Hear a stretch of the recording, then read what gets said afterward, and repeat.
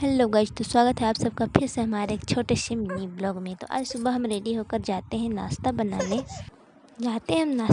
तो देखते हैं कि सारा सब्ज़ी ही ख़त्म हो गई है प्याज को छोड़कर। तो हमने प्याज और आटे को मिक्स करके एक बहुत ही अच्छा नाश्ता बनाया, छिलका रोटी। देखिए, इतने सारे रोटी बनाने के बाद हमने जो सुबह कपड़े धो के रखे थे उसे सुखाने चले जाते हैं।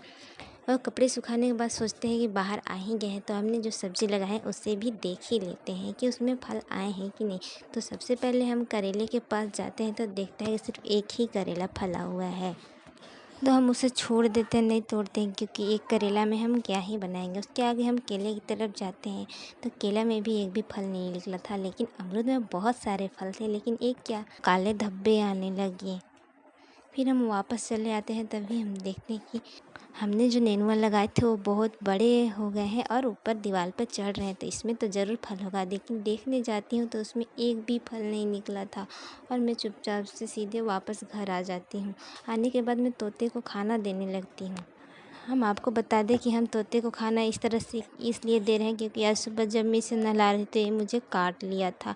देखिए कैसे काट करके ब्लड निकाल दिया था, इसीलिए अभी हम इसे ऐसे खाना दिए। उसके बाद मम्मी जी बोलती है कि पापा के पैरों में नाखून काटने के लिए, तो मैं पापा जी के पैरों में नाखून काटने लगती हूँ। नाखून इतने मजबूत थे कि मुझसे कट ही नहीं थे, लेकिन जैसे तैसे मैंने सारे नाखून काट ही दिए। काम कर कर के पापा जी के पैरों में कैसे हो गए हैं, इतने सारे नाखून काट दिए मैंने उनके।